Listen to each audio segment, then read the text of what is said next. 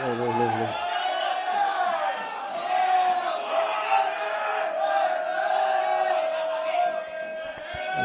Magandang gabi po sa inyong lahat. Salamat po sa Panginoon sa awiting yan. Sa langit ay wala ng sorrow. Amen. No more sorrow, no more pain, no more tears. Kaya siguraduhin mong pupunta ka doon.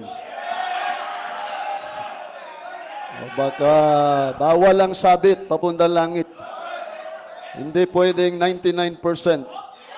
Dapat 100%. Kaya dapat siguraduhin ang Panginoon nasa puso. Amen. Salamat po kay Dr. Ed sa privilege na makapagdala po ng salita ng Diyos sa inyo ngayong gabi. Amen. Sabi nung estudyanteng apo sa lola niya, sabi niya, Lola, ang astig naman ng ngipin niyo. Bakit apo? Kasi fill in the blanks. Sabi nung lola, hayaan mo na yan apo, kaysa naman sa lolo mo. Bakit lola? Anong kay lolo? Yung sa kanya kasi parang estudyanteng tamad.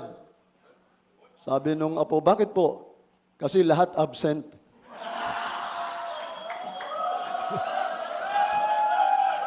Tawa-tawa kayo isang araw, magkakaganyan din tayo. Amen?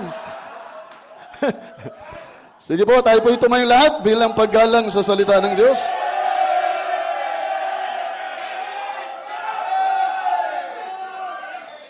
Buksan natin ating Bible, 2 Timothy chapter 4.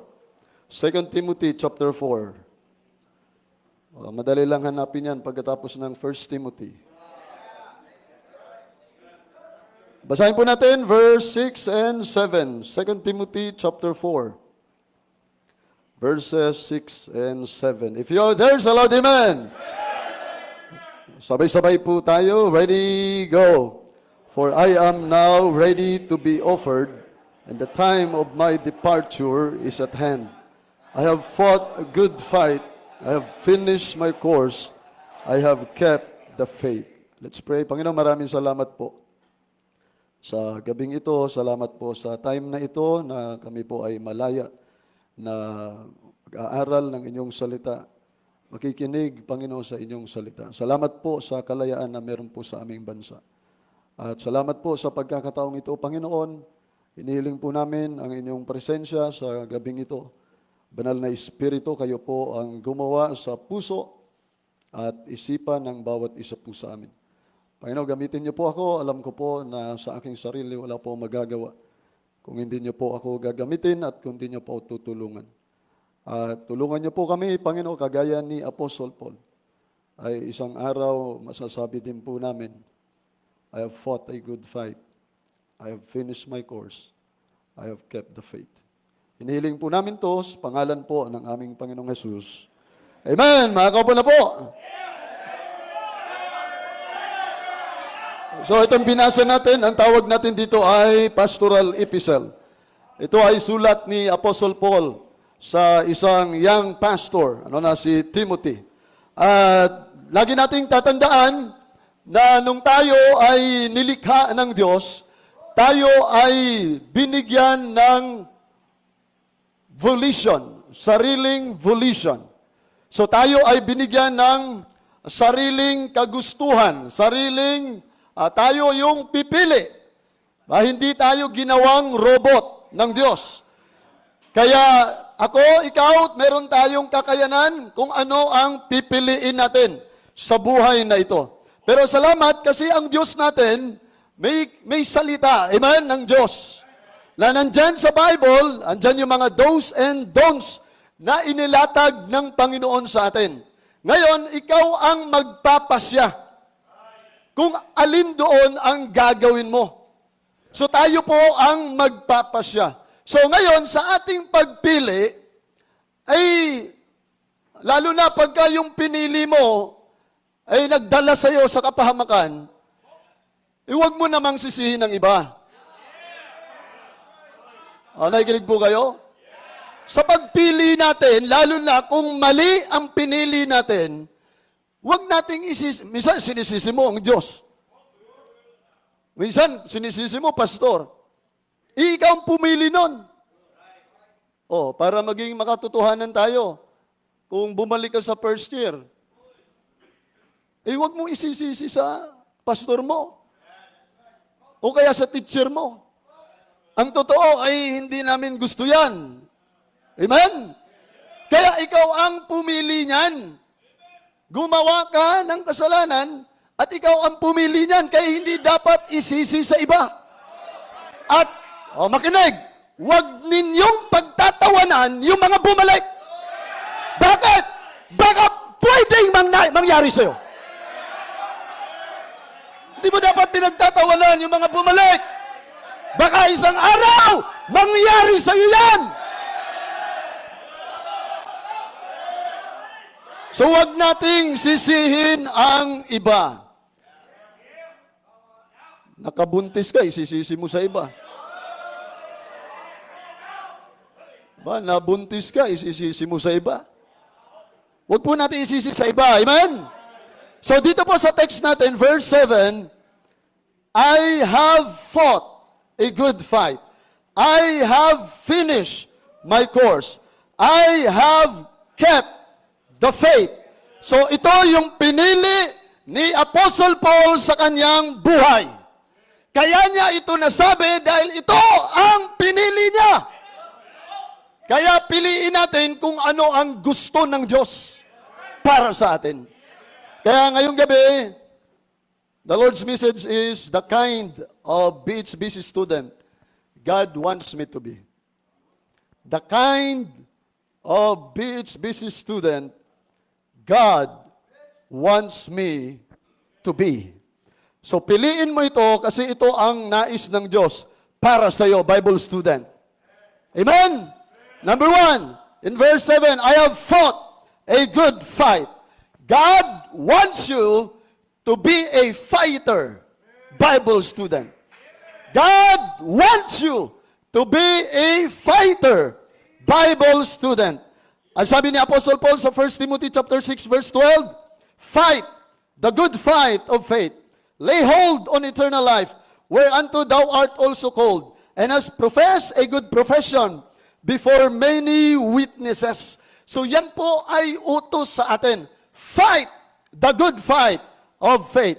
And then sabi din ng Bible, Ephesians 6 verse 12, for we wrestle not against flesh and blood, but against principalities, against powers, against the rulers of the darkness of this world, against spiritual wickedness in high places. Kaya nga mga kapatid, we are in a spiritual war. Hindi po sa laman, sa dugo, ang ating pakikipagbata. Si Apostle Paul, pag binasa natin yung buhay niya, ang dami niyang pinagdaanan. Persecutions. Pero siya'y nakipagbata. Naalala ko, nung unang taon ko dito, nung ako'y Bible student, year 1999, yung mga classmates ko ay magsusuntukan. Si Ma'am Beata, teacher namin nun eh. Si Check, tsaka si Webster.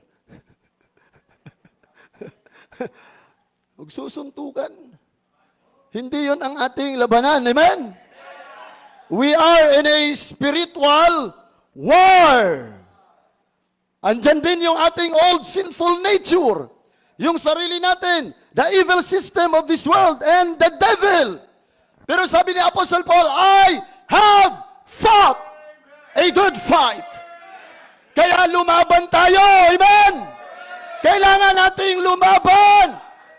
Alam nyo, mga young people, maging sa adults, nandyan ang temptations. Kailangan po na tayo ay lumaban. Mga men, alam ko, lapitin ka sa babae. Pero lumayo ka. Amen? Ganon din sa mga ladies. Pag ikaw ay lapitin ng mga lalaki, kailangan lumayo. Ano po? At kailangan labanan ang temptation. Alam niyo, salamat sa BHBC. Pag ako po ay may kausap, Lalo na pag babae, andyan ang misis ko. Hindi po pwedeng wala ang misis, lalo na pag babae. Mahirap na, amen? Kailangan labanan ang temptation. Sabi ng Bible, flee also youthful lust, but follow righteousness, faith, charity, peace with them that call on the Lord out of a pure heart. Flee also youthful lust. Hindi po mawawala yan, yung temptation. Kaya, men, young people, hindi yung hindi mo gusto, sinusumbong mo. Amen? Pero pag gusto mo, sinisikreto mo. Labanan mo ang sarili mo. Amen? God wants you to be a fighter. Bible student. Alam niyo, dapat ipaglaban natin ang Panginoon. Dapat ipaglaban po natin ang ating tagapagligtas. Ipakita natin sa Panginoon na tayo ay tinawag ng Panginoon. Kaya nga dapat pag nandyan ang temptation, lumayo ka. Labanan mo yan. Huwag kang patutokso sa pain ng dyablo. Alam natin, the devil is a great deceiver. Kailangan po tayong lumaban. Kaya salamat ang ating tagapagligtas. Tayo ay kanyang ipinaglaban. Akalain mo, ang daming hirap na dinaanan ng Panginoong Hesus, pero hanggang sa krus, pinaglaban tayo ng Panginoon. Lahat, tiniis niya ang hirap, tiniis niya ang sakit. Bakit? Para tayo ay huwag mapahamak sa impyerno. Kaya salamat sa ating Panginoon. Kaya mga Bible students, ipaglaban natin ang ating tagapagligtas. Ipaglaban mo ang panawagan mo. Ikaw ba talaga tinawag ng Panginoon? Kasi pag hindi, tinawag ka lang ng papa mo, ng mama mo, ng pastor mo, mawawala ka isang araw. Pero kung alam mo sa sarili mo, ikay tinawag ng Panginoon, mananatili ka. Amen? Hindi ko makakalimutan, January 1999, nakapakinig ako ng preaching. Ang mga preachers namin doon sa Los Baños ay iba-iba galing dito. Merong galing dito, nag-preach sa amin, 1999 January. Ang pamagat ng preaching ay, Yet Another Year. At doon ako kinausap ng Panginoon. Doon ko binigay ang buhay ko sa Panginoon. Kaya May 1999, tumira na kami sa church. Alam ko, tinawag ako ng Panginoon. Amen? Dapat siguraduhin mo, tinawag ka ng Panginoon. O marami pong nangyari sa church noon. Yung mga nauna sa akin, nag-quit sila, nawala. And then, may nag-split sa simbahan. Pero salamat sa biyaya ng Panginoon, ay tinulungan na makipagbaka. Kailangan makipagbaka po tayo, mga kapatid. Ipaglaban mo ang panawagan ng Panginoon. Mga young people, hindi yung pag nakakita na ng maganda. Marami ng ganyan. Tinawag daw siya ng Panginoon, pero nung nakakita ng maganda, nakalimutan na ang panawagan ng Diyos. Ganon din sa mga young ladies. Tinawag daw ng Panginoon, pero nung nakakita na ng pogi, nakalimutan na yung panawagan ng Diyos. Huwag mong kakalimutan. Ilagay mo sa puso mo. Ikaw, kung tinawag ka ng Panginoon, anumang tukso ang darating sa iyo, manatili ka sa panawagan ng Panginoon. Ipaglaban mo ang panawagan ng Panginoon. Hindi yung iiwanan mo na. Ipagpapalit mo na ang BHBC. Nakilala mo lang, isang buwan pa lang nakilala. Iniwanan na ang gawain ng Panginoon. Pinagpalit na ang simbahan. Pinagpalit na ang pastor. Kaya dapat siguraduhin mo, tinawag ka ng Panginoon. Dahil yun ang magdadrive sa'yo para manatili ka at magpatuloy ka. Sabi ng Bible, 1 Corinthians 7. Buksan po natin. 1 Corinthians 7, verse 20. 1 Corinthians 7. Basahin po natin, verse 20. Ready, go. Let every man abide in the same calling wherein he was called. Sabi ng Bible, abide in the same calling wherein he was called. Kaya ipakita mo, tinawag ka ng Panginoon. O, manatili ka sa panawagan ng Panginoon. Amen? Hindi yung napuyat ka lang. Mga first year. Napuyat lang. Ang hirap pala dito, 4:30 ang gising.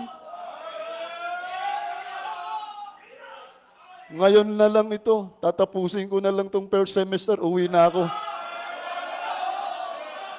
Kung tinawag ka ng Panginoon, manatili ka. Magpasakop ka. At sumunod. Abay, nagutom lang. Ang hirap pala dito. Isang cup lang. Isang cup lang na rice. Kaya tumatakas ka, pupunta ka sa parisan.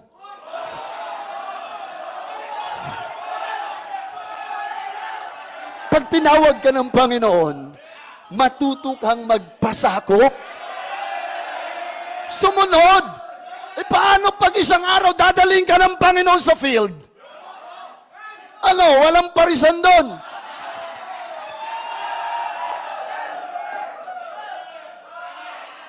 O, hindi yung nahirapan lang. Nawala na ang panawagan ng Panginoon. O, kaya mga Bible student, kung tinawag ka ng Panginoon, matuto kang sumunod, magpasakop ka. Hindi yung gumagawa ka ng ano. Diba, tumatakas ka, pumupunta ka sa parisan. Dahil ang tiyan mo ay lumiliit na ang tiyan mo. Ay, mapalad yung marami sa inyo. Kasi suportado kayo. Nung kami Bible student, baon namin lunch sa Los Baños, punta kami dito, baon lunch. Pag merienda, hahatiin yung lunch. Tapos kakainin yon pagdating ng lunch break. Ubus na. Ay meron pa hanggang gabi. Pag uwi pa namin, kami kakain. Kaya salamat pag kami mga Bible student galing Los Baños yung mga panggabi. Magbibigay ng hopya. Diyan kay Mang Rene noon. Mapalad kayo, iba sa inyo, may laman ng Gcash. Pagka nawalan, nagte-text lang kay Papa, kay Mama. Matuto kang sumunod, magpasakop. Kung isang kanin lang, dapat isang kanin lang. God wants you to be a fighter. Bible student. Kaya nga ito ay training ground. Kaya magpa-train ka. Alam niyo, biyaya ng Panginoon hanggang nag-mission, tapos ngayon, church na, isang kanin lang. Opo, kahit tinan naman. Opo, isang kanin. Minsan, hindi pa nauubos yung isang cup. Kaya yung training dito, dadalhin mo yan doon. Hindi yung pambiyak, matapos lang ako dito. Matapos lang ako dito. Pagkatapos ko dito, isang bandihadong kanin. Uubusin ko. Ay, magpa-train ka. Amen? Okay, number 2. Number 2. Verse 7. Yung last phrase, I have kept the faith. I have kept the faith. God wants you to be a firm Bible student. I have kept the faith. God wants you to be a firm Bible student. Si Apostle Paul sa kanyang buhay, maraming mga false brethren, kanya nakasalamuha, pero salamat sa Panginoon, hindi siya nagbago. Yung Baptist faith, dala-dala niya. Ipinasa niya kay Timothy, I have kept the faith. Salamat sa Panginoon sa Bible School. Dito itinuturo sa atin ang Baptist doctrines. Kaya yung mga ibinibigay sa atin dito, yan po ay kailangan nating ingatan. Na pagka ikaw ay aalis na dito, hindi mo babaguhin yan. Amen? I have kept the faith. Let us be firm in our Baptist doctrines. Nakakalungkot ngayon, marami na nagbago. Yung ating salvation, hindi dapat baguhin. Amen? By grace, through faith. For by grace are you saved through faith. And that not of yourselves, it is the gift of God. Not of works, lest any man should boast. Kaya by grace yan, kasi hindi natin kaya. Ang Diyos na ang gumawa para sa atin. Kaya salamat sa Panginoon, hindi dapat natin baguhin yan. Huwag mong bibitawan yan. Amen? And then, maging firm tayo sa ating standard. Meron tayo dito ay Bible standard. 1 Corinthians 14:40, let all things be done decently and in order. Lagi sinasabi ng ating presidente, ng ating BHBC, decency is in the Bible. Amen? Yan lagi tinuturo sa atin. Kaya nga iba pagka galing sa Baptist Heritage Bible College, sa appearance pa lang, amen? Dahil dito ay tinuro po sa atin yan. Mga men, dito tinuturuan tayo mag-tuck in. Huwag naman pag nakabarong. Mag-tuck in. And then yung undershirt, hindi dapat nakalabas. Oh, tingnan nyo, baka nakalabas. Kaya nga panloob yan eh. At lalo na, hindi dapat printed. Baka Red Horse pa nakasulat dyan. Marlboro. Diba? Yan po ay tinuro sa atin dito. Maging firm tayo, baunin natin yan. Amen? Hanggang sa ikaw ay tawagin ng Panginoon sa field. Dito, tinuruan tayo, pagharap, tatayo sa pulpito, dapat long sleeve. Dapat long sleeve. Biyaya ng Panginoon. Nagsimula ang mission 2009. Pag prayer meeting, Sunday morning, Sunday afternoon, hindi pa ako tumayo sa likod ng pulpito, naka-short sleeve. Be firm! Amen! Hawakan natin yung ating Bible standards. Yung buhok, amen? Kung may buhok pa, dapat may hati yan sa gilid. Minsan may nagtanong sa akin, Pastor, ano ba yung sa hati nyo? Inahitan nyo ba yan? Hindi yan ahit, suklay lang yan. Amen? O tinan nyo, alam nyo ako'y nalulungkot. Meron nakikita sa social media, galing dito sa atin, mga, wala na, mukha ng kambing. O may mga balbas na. Dadalhin mo yan! Hello, amen! Yung tinuro sa'yo dito, hindi hanggang dito lang. Babaunin mo yan! Especially ang ating Baptist doctrine. I have kept the faith. Be firm. Firm means steady and steadfast. Not easily moved or disturbed. Be firm. Salamat, merong Apostle Paul. Amen? Sabi niya, I have fought the good fight. I have finished my course. I have kept the faith. Number 3. Last na po. I have finished my course. God wants you to be a finisher. Bible student. God wants you to be a finisher. Bible student. I have finished my course. Ecclesiastes 7 verse 8, better is the end of a thing than the beginning thereof. And a patient in spirit is better than the proud in spirit. Better is the end. Amen? Kaya, kayo mga nagsimula na, first year, magpatuloy ka. Hanggang makaupo ka sa, nasaan ang mga fourth year? Ayun, hanggang makaupo ka doon, pag chapel hour. Hindi na baling 10 taong ka dyan sa first year. Magpatuloy, amen? Hindi yung hanggang simula lang magpatuloy, hanggang matapos ang takbuhin na ibinigay sa atin ng Panginoon. Kaya nga hindi ka aalis. Magpapatuloy ka. I have finished my course. Huwag kang aalis, amen, sa panawagan ng Panginoon. Hindi ka aalis sa simbahan. Hindi pagka nagkamali na, ay mag-iisip ka na, alis na nga ako. Pag nagkamali, hindi magpatuwid. And then magsimula ulit. Magpakorek. Alam niyo, marami pagka nakorek na, aalis. Lilipat sa iba. Maging loyal tayo, amen, sa Panginoon at sa simbahan kung saan tayo nilagay ng Panginoon. Now listen, ang ministry hindi lang pang 5 taon. Hindi lang pang 10 taon, hindi lang pang 30 taon, hindi lang pang 40 years. Ang ministry ay lifetime. Lifetime commitment. Kaya nga, dapat ang goal natin, first year students, second year students, third year students, fourth year students, ay tayo ay magpatuloy hanggang sa huling hininga.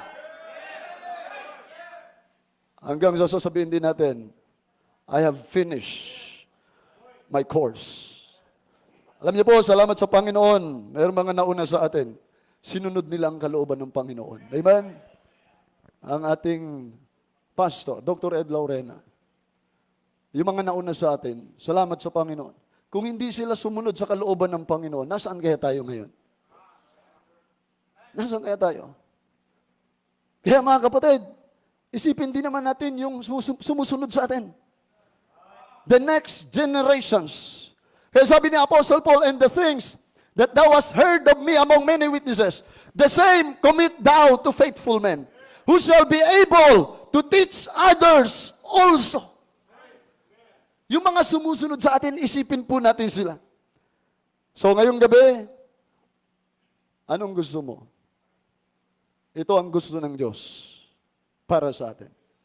God wants you to be a fighter, Bible student. God wants you to be a firm Bible student.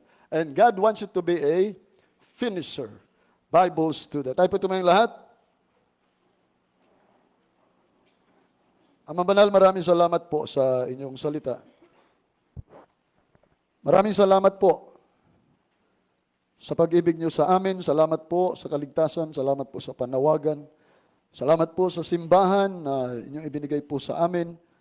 At salamat po, Panginoon, sa mga nauna po sa amin. Salamat po sa ministry ng Christian Bible Baptist Church. Salamat po sa buhay ni Pastor Ed, kay Ma'am Del sa kanyang family. Salamat po, Panginoon, na merong ganitong institution na ang mga tinawag, Panginoon ninyo, ay dito po huhubugin upang magamit niyo po mightily and effectively sa inyong gawain. Pagpalain niyo po, Panginoon, ang inyong salita. Pagpalain niyo po ang bawat isa. Hinihiling po namin to sa pangalan ng aming Panginoong Jesus. Amen. Tawagin po natin si Sir Jess.